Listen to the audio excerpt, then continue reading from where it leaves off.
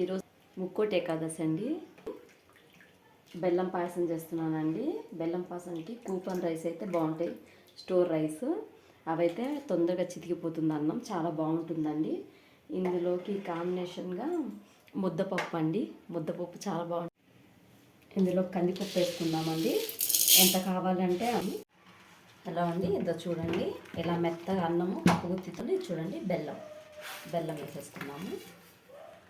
ఇక్కడ పాలు పోసేసుకుందాం. ఇంకా అందరూ తీయగా తినలేరు కదండి, స్వీట్గా తినలేనప్పుడు కొంచెం మనం ముద్దపప్పు చేసుకున్నాం అనుకో, కొంచెం మనకు స్వీట్నెస్ తగ్గుద్దండి.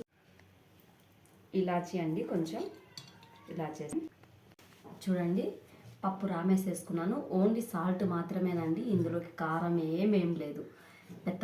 మెత్తగా పప్పు ఉడకబెట్టుకొని రామేసుకోవడమే, దీంట్లో సాల్ట్ వేసేసుకొని అంతే. ఇదిగోండి ఆయిల్ కొంచెం వేసా, తాలింపు గింజలు, కొంచెం జీలకర్ర ఎక్కువ వేసుకోండి, టేస్ట్ బాగుంటుంది. తాలింపు అయిపోయిందండి, వేసేస్తాను.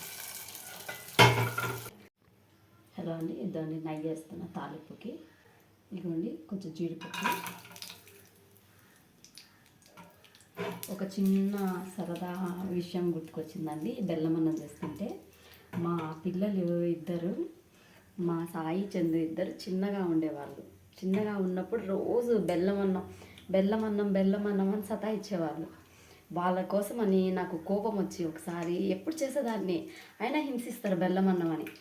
ఒకసారి కోపం వచ్చిందండి. కోపం వచ్చి చాలా బెల్లం అన్నం చేశా. ఒక గిన్నె నిండా బెల్లం అన్నం చేసి పొద్దున్నుంచి సాయంత్రం వరకు బెల్లం అన్నమే పెట్టా వాళ్ళకి.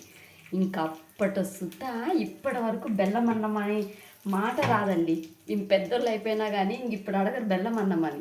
ఈరోజు మా పెద్దోడు బెల్లం అన్నం చేయమా అని అడిగిండు. ఆ రోజు నుంచి ఈ రోజు వరకు చూడండి. ఇవన్నీ కూడా వేస్తున్నా, కొన్ని పూచ గింజలు కూడా ఉంటాయి. నా పూజ కూడా అయిపోయింది చూడండి. దండం పెట్టుకోండి, అందరు బాగుండాలండి. ముక్కోటి ఏకాదశి రోజు ముద్దపప్పు నెయ్యి చూడండి. ఇదిగోండి ముద్దపప్పు బెల్లం అన్నం, చాలా టేస్టీగా ఉంటుంది.